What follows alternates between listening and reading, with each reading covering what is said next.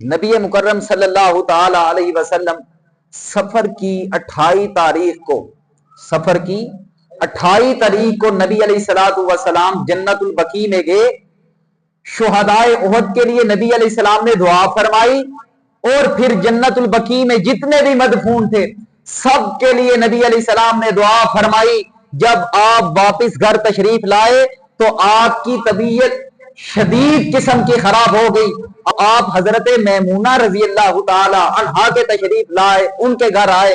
وہ آپ کی بیوی تھی حضرت میمونہ رضی اللہ تعالی عنہا. آپ ان کے گھر تشریف لائے. آپ نے فرمایا کہ میرا جی چاہتا ہے کہ میں اپنی بیوی حضرت عائشہ کے گھر جاؤں. ساری بیویوں نے آپ کی وصیت کو, آپ کی اس بات کو ادباً قبول کرتے ہوئے فرمایا جی یا رسول اللہ آپ عائشہ کے گھر جائیں, آپ کا جی وہاں چاہتا ہے تو آپ وہیں جائیں. اللہ کے محبوب پیغمبر صلی اللہ تعالی علیہ وسلم وہیں تشریف لے گئے.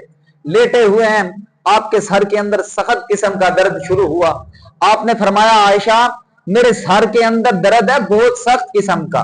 اللہ کی قدرت کہ اسی وقت جہاں نبی علیہ الصلوۃ والسلام کے سر کے اندر درد ہو رہا تھا وہی جگہ پر حضرت عائشہ کے سر کے اندر بھی درد ہو رہا تھا.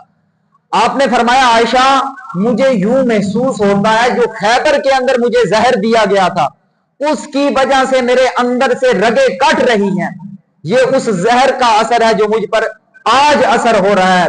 نبی کریم صلی اللہ تعالی علیہ وسلم یہ فرما رہے ہیں لوگوں میں بھی مشکل کشا نہیں, میں بھی حاجت روا نہیں, میں بھی حاضر و ناظر نہیں, میں بھی عالم الغیب نہیں, میں بھی مختار کل نہیں. اگر میں حاضر و ناظر, مختار کل, مشکل کشا, حاجت روا اور ہر ایک کی پکار کو سننے والا ہوتا, مدد کرنے والا ہوتا تو میں اپنی اس بیماریوں کو دور کر لیتا. جبکہ آج میں اپنی ان بیماریوں کو بھی دور نہیں کر سکتا.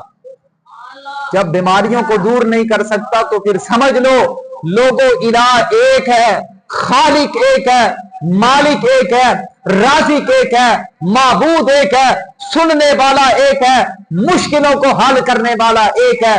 نبی کی ہر ادا ہمیں حکم یہ دے رہی ہے کہ پکار ہر وقت کس کی کرنی ہے؟ ایک اللہ کی کرنی ہے, اس کے علاوہ کسی کی پکار نہیں کرنی.